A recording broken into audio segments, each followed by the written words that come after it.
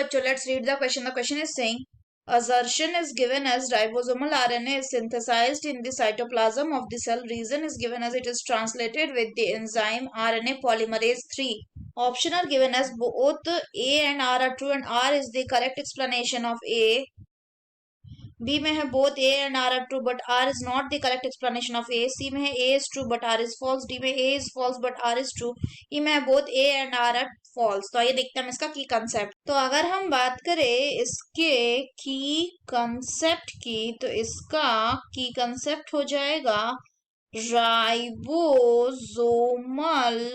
RNA. तो अगर हम राइबोसोमल आरएनए की बात करें तो ये क्या है, ये एक टाइप ऑफ आरएनए है, टाइप ऑफ आरएनए है जो कहाँ पे मिलता है, which is found in the ribosome, which is found in the ribosome. Generally 60 to 80% जो होता है, 60 to 80% of the weight of ribosome ये क्या करता है, कंसिस्ट करता है. सो 60 to 80% of the weight of the ribosome जो है वो बना हुआ होता है किसका, राइबोसोमल आरएनए का.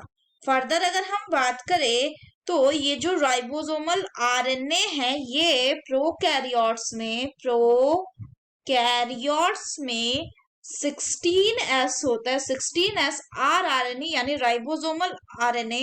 इसके अलावा बैक्टीरिया में हमें 23S, 16S and 5S RNA भी देखने को मिलता है.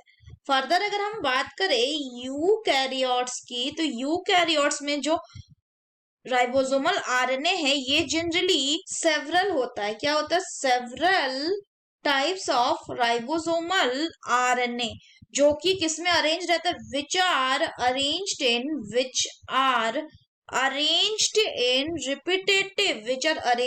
Repetitive sequences, which are arranged in repetitive sequences. Further अगर हम बात करें तो ये जो राइबोसोमल आरएनए है जनरली इसका ट्रांसक्रिप्शन कौन करता है, इसका ट्रांसक्रिप्शन करता है आरएनए पॉलीमरेज 1.